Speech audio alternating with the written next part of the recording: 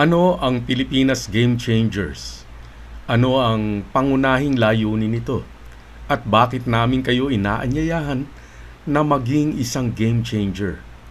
Isang makabagong bayani para sa inyong sarili, sa inyong mga community, at higit sa lahat para sa ating bayan.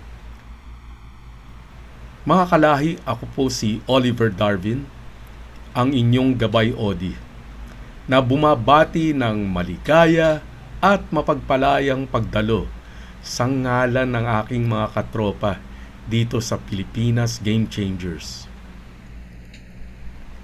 Kayo ba ay naniniwala sa kasabihang thoughts become things? Pati na rin ang kaakibat nitong tuntunin na your thoughts create your future. Alam ninyo marahil na hindi lamang sa paniniwala o pananampalataya, kundi pati na rin sa maigting na pananaliksik ng siyensya, pinapatotoo na ang lahat ng mga bagay-bagay na inilikha ng tao, material man o hindi, na nakikita ninyo sa inyong kapaligiran, pati na rin ang mga konsepto, pangyayari, at kaganapan ay nagsimula at nag-ugat sa nilalaman ng kaisipan ng tao.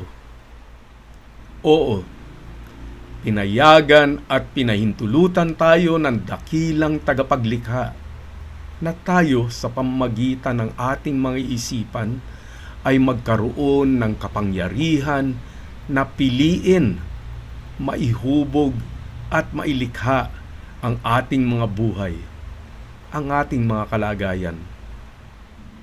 Ngayon, kung ang karaniwan at madalas na nilalaman ng inyong kaisipan, ang makapangyarihang bumubuo sa inyong buhay, katotohanan at kinabukasan, napakahalaga pala na ating suriin at piliin ng mabuti ang mga kaisipang ating pinahihintulot na pumasok at ipanatili sa ating mga utak.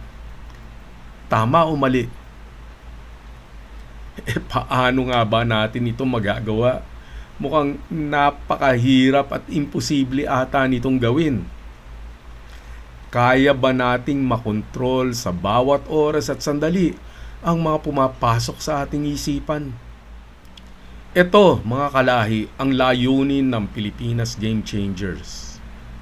Na tayong lahat ay maging makabagong bayani sa pamamagitan ng pagtatatag ng mga pamayanan o communities kung saan may milyon-milyong mga Pilipino na una, alam, natutukoy at napagpasyahan kung ano mismo ang kanilang nais na mangyari at maganap sa kanya-kanya nilang mga buhay. Pangalawa, pinapatotoo, hinuhubog at nililikha ang mga ninanais nilang ito sa pamamagitan ng araw-araw na pagsasanay at pagpractice ng mga epektibong paraan upang ma-focus at mapanatili ang mga positibong isip, emosyon, paniniwala at ugali na aakit at magpapalapit sa katuparan ng buhay at kalagayan na kanilang ninanais. At pangatlo, makibahagi sa paghuhubog at paglilikha ng positibo at nagkakaisang pangitain ng kinabukasan. A positive vision of the future para sa sarili, sa kanya-kanyang mga community, at bilang isang makabagong bayani para sa ating mahal na bayang Pilipinas. Kung ang mga pahayag na ito ay umaalingaw-ngaw sa inyong mga puso, isipan at katauhan, malugod ko kayong inaanyayahan na maging makabagong bayani bilang mga game changer. Bilang isang Pilipinas game changer, kayo ay aming tuturuan at gagabayan sa mga paraan kung paano ninyo maililikha ang maginhawa at napakabuting buhay at kalagayan na inyong ninanais. I'm sure na gusto niyo ito, di ba? Samahan niyo ako. Tayo'y makisa at makibahagi sa paglilikha ng buhay na ating ninanais para sa ating mga sarili at para sa ating mga community.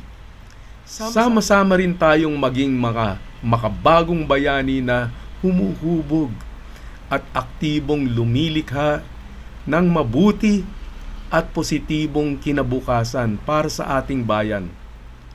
Simple lamang ang paraan. Sundan niyo po lamang ang Facebook page at YouTube channel ng Pilipinas Game Changers. Abangan at panoorin. Di kaya'y makibahagi sa mga exciting na kaganapan na aming ilalatag para sa inyo, para sa inyong mga pamilya, communities, organizations, at para na rin sa ating bayan.